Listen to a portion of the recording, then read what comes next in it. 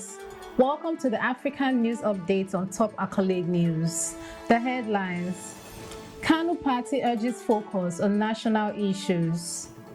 Kampala's Lord Mayor calls emergency meeting after dismissal of KCCA leadership. Cholera crisis in Sudan. Egypt offers 12 hydrocarbon exploration plots.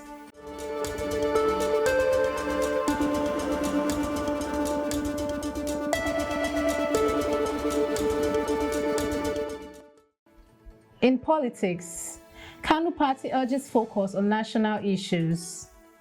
The Kenya African National Union Kanu Party has spoken out against the calls for Deputy President Rigathi Gachagua's impeachment, emphasizing that the country faces more pressing issues requiring legislative attention. In a statement, Kanu acknowledged the role of impeachment, but argued that focusing on Gachagua diverts attention from significant national challenges, such as the potential takeover of strategic assets by the Adani Group and failures in public policy. The party, led by Gideon Moyes, suggests that if impeachment is pursued, it should extend to both the Deputy President and the President as they were elected together.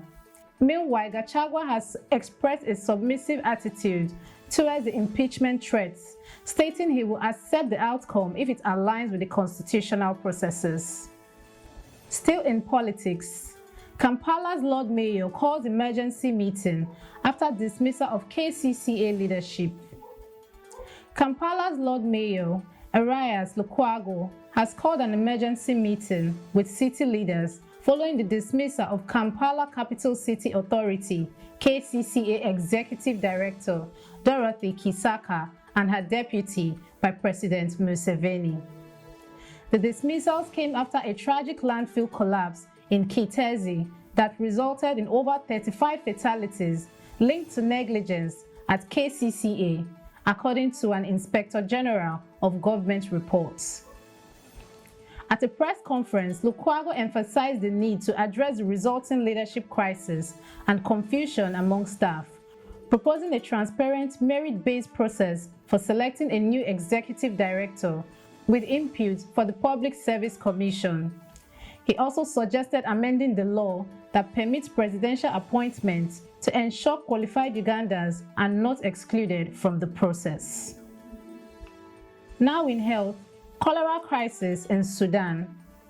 As the cholera outbreak in Sudan intensifies, the Health Ministry reports a tragic rise in fatalities to 473, with total cases soaring to 14,944. Heavy rains and flooding since June have exacerbated the situation, prompting authorities to declare cholera an epidemic in August 12.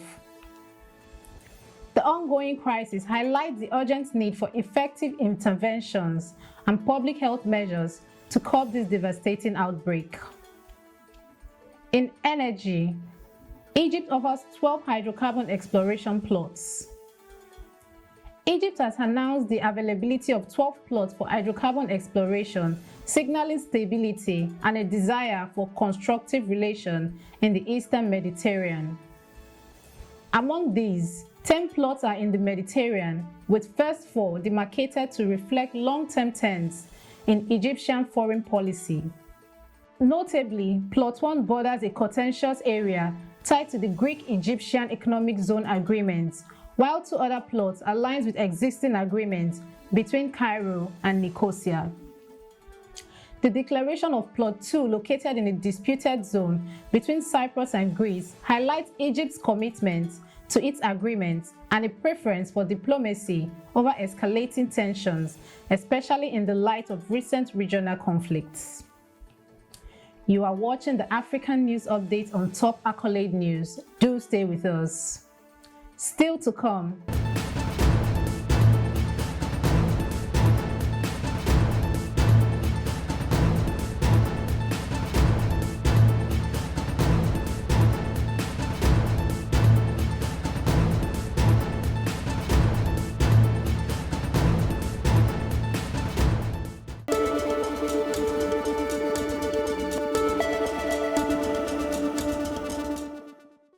Thanks for staying with us. In international relations, Ethiopia raises alarm over arms shipment to Somalia. Ethiopia has raised serious concerns over recent arms shipments to Somalia, warning that the influx could destabilize the region and potentially empower terrorist groups like Al-Shabaab.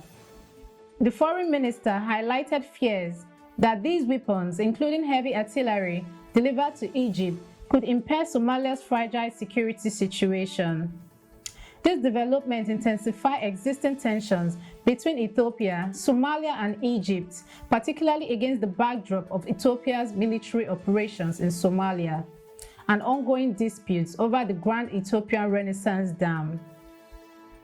With Somalia threatening to expel Ethiopian troops if a controversial port deal with Somaliland is not cancelled, the situation in the Horn of Africa remains precarious as region powers navigate a complex web of military and diplomatic challenges.